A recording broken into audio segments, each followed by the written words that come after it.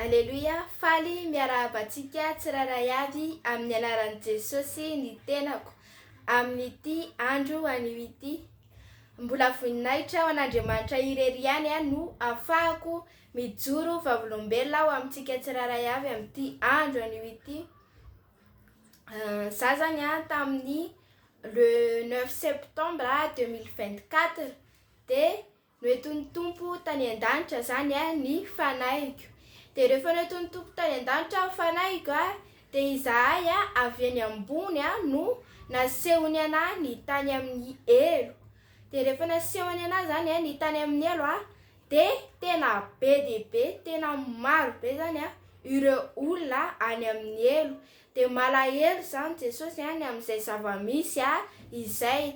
De rehefa hitako zany ireo olona maro be ao amin'ny elo de ny tanora no tena betsaka zany ny tanora tena maro be mihitsy zany ny any amin'ny elo satria mbola tsy manana fahalalana, tsy mandeha araka ny sitrapon'Andriamanitra, mbola tsy manana tahotra an'Andriamanitra, mbola manao ny fiainana zao tontolo zao efa voararan'ny baiboly hoe aoka ny vehivavy tsy hanao fitafian-dehilahy ary aoka ny lehilahy tsy hanao fitafiam-behivavy.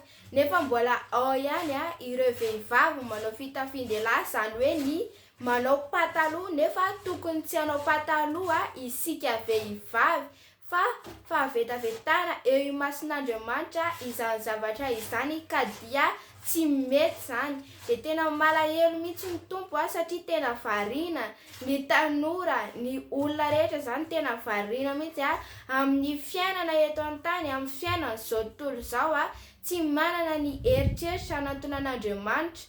Ao ireo manantona an'Andriamanitra fa mbola tsy mandeha amin'ny fahamarinana, mbola tsy mandeha amin'ny fahamasinana.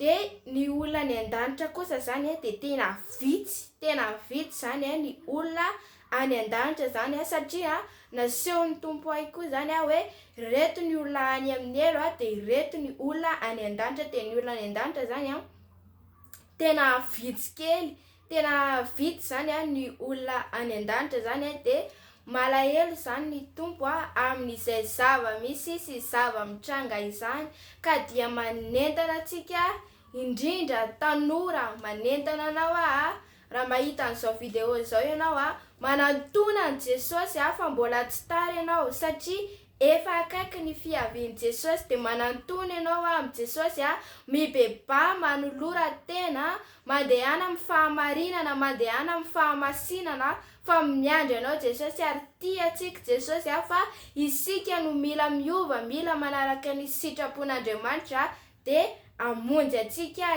izy.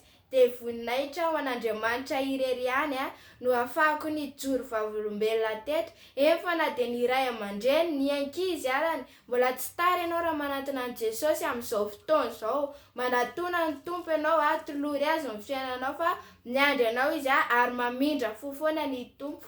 Amen.